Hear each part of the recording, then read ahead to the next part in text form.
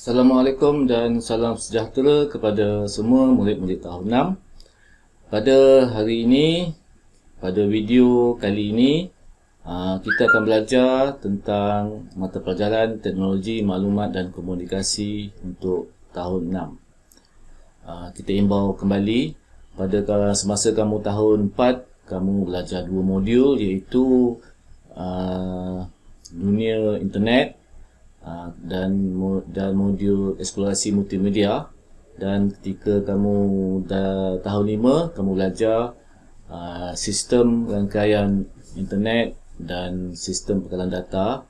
Untuk tahun 6 ini kamu akan belajar satu modul saja iaitu pengaturcaraan. Okey, untuk pelajaran yang pertama ini, standard kandungannya ialah 1.1.0 iaitu memahami pengaturcaraan, dan standard pembelajarannya ialah 1.1 menyatakan kegunaan atur cara komputer dalam perkakasan harian. Okey adik-adik, mari kita teruskan pelajaran kita pada hari ini. Jom. Baiklah adik-adik, apa itu yang dikatakan atur cara? Sebelum itu, cikgu hendak tanya kamu. Di rumah kamu ada tak alatan elektronik ataupun alatan digital? Bolehkah kamu nyatakan alatan elektronik ataupun alatan digital yang ada di rumah kamu? Ya, bagus ya. Cikgu percaya setiap rumah mesti ada mesin basuh. Mesin basuh automatik. Contoh yang lain, alatan digital yang ada di setiap rumah ialah televisyen pintar. Begitu juga dengan alatan yang lain seperti jam digital. Yang ini apa namanya? Ini ialah penghawa dingin. Dan yang ini satu alatan digital, alatan elektronik yang terkini, yang canggih, namanya ialah pembersih vacuum robotik. Alat ini boleh membersihkan kotoran di rumah secara automatik. Kita tak perlu nak tolak dia. Dia nampak saja kotoran, dia akan bersihkan. Dan apabila kuasa pengecasannya sudah hampir tamat, dia akan pembersih vacuum robotik ni akan cas dirinya sendiri. Canggih tak? Okey. Jadi terfikir tak kamu bagaimana semua alatan elektronik ni berfungsi? Bagaimana semua alatan elektronik ni dapat membantu memudahkan kerja manusia? Okey, mari kita cari jawapannya. Baiklah adik-adik, untuk makluman adik-adik semua, setiap peralatan elektronik ataupun alatan digital ni ada satu atur cara yang membolehkan setiap peralatan ini berfungsi ikut matlamatnya. Contohnya mesin basuh ni. Ada atur cara yang membolehkan mesin basuh ni melakukan arahan untuk dia membasuh pakaian. Begitu juga dengan penghawa dingin.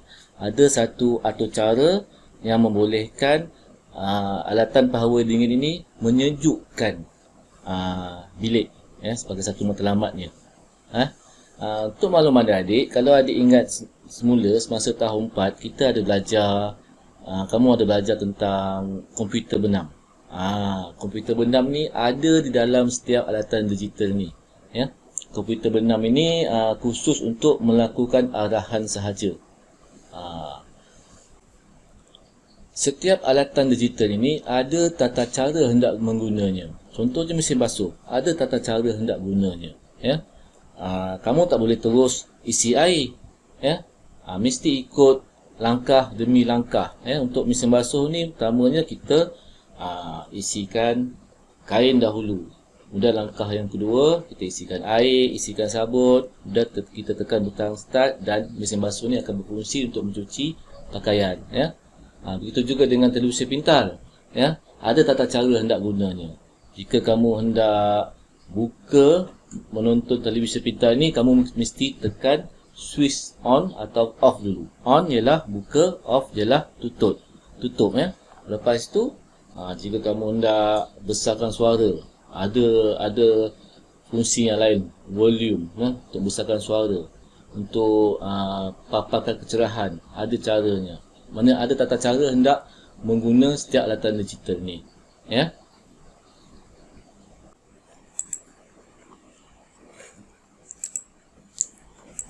Baiklah adik-adik, apa itu atur cara? Mari kita sama-sama membaca maksud dan definisi atur cara. Atur cara adalah satu senarai arahan atau tata cara untuk diikuti supaya sesuatu matlamat tercapai. Contohnya mesin basuh elektronik tadi, ya. Mesin basuh elektronik ni matlamatnya dia dicipta matlamatnya untuk membasuh pakaian.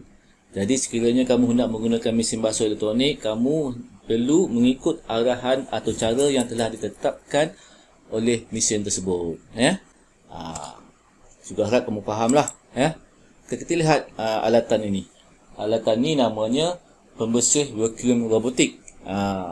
Sebelum ini kita menggunakan pembersih vacuum sahaja untuk membersih rumah, ya, kapet dan sebagainya, ya. Alatan mesin pembersih ni, rumah yang lama tu kita perlu tolak dia, ya, menggunakan tenaga. Tapi untuk alatan pembersih vacuum robotik yang terkini ni, kita tak perlu tolak dia untuk bersihkan rumah. Dia akan bergerak sendiri. Nampak je benda kotor, dia akan cuci, ya. Sebab apa dia berfungsi demikian? Sebab ada atur cara yang dicipta untuk alat ini, ya. Dan kemungkinan pada masa akan datang, zaman kamu dah dewasa nanti, mungkin pembersih vacuum robotik ni boleh dikembangkan lagi teknologinya. Mungkin ada satu atau cara lain yang boleh dibina. Bukan saja boleh membersihkan kotoran, mungkin dia boleh digunakan untuk menjemur pakaian, mengelap cawan, gelas dan sebagainya. Itu bergantung kepada kreativiti. Semuanya boleh dilakukan sekiranya kita belajar atur cara. Jadi untuk subjek TMK tahun 6 ni, kamu akan belajar atur cara, bagaimana untuk menghasilkan atur cara supaya sesuatu matlamat itu tercapai. Saya harap kamu faham dengan jelas. Kita teruskan lagi pembelajaran kita. Sebagai contoh, mari kita lihat set atau cara untuk memainkan DVD. Untuk memainkan DVD, langkah pertama, mula-mula pilih DVD yang ingin ditonton. Contohnya, kamu nak tonton DVD filem Frozen, sebagai contoh. Kemudian, langkah yang kedua, pastikan televisyen dan pemain DVD telah dipasang. Dan yang ketiga, klik pada butang open untuk mengeluarkan tray DVD. Lihat gambar ni. Ini contoh, bila klik butang open, tray DVD akan keluar. Dan langkah yang keempat, letakkan DVD pada tray dan klik butang close. Dan seterusnya, langkah yang kelima, pilih play pada paparan menu dan tontonlah video Frozen tersebut. Jadi, setiap atur cara tu mestilah disusun ikut turutan. Ada tata caranya. Mana yang mula dahulu, ya, dan mana yang akhir sekali, ya. Okey, kita teruskan lagi dengan pelajaran kita pada hari ini. Dah habis dah. Okey, dah sampai rumusan. Okey, sebagai rumusan, yang pertamanya, peralatan digital yang mengandungi atur cara komputer sangat penting dalam membantu memudahkan tugasan seharian. Okey, ini terbuktilah apa yang kamu lalui selama ini, ya. Peralatan digital, contohnya telefon bimbit. Telefon bimbit itu merupakan peralatan digital. Zaman PKP ni, telefon bimbit dapat membantu kamu belajar secara online, ya. Itu contoh bagi daripada cikgu lah. Kamu boleh fikir contoh-contoh yang lain tentang apa namanya tu, kelebihan peralatan digital ni.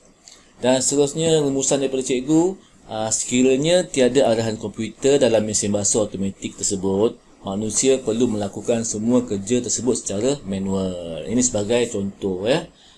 Jika tidak ada arahan dalam suatu peralatan digital itu, peralatan digital itu tidak akan berfungsi. Arahan ini ialah atur cara. Okey, itu sahaja daripada cikgu. Semoga dapat membantu kamu belajar semasa PKP ini.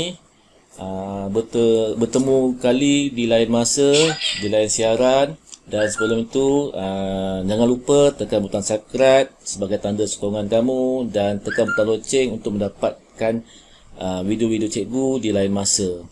Okey, bye-bye. Assalamualaikum dan salam sejahtera. Bye.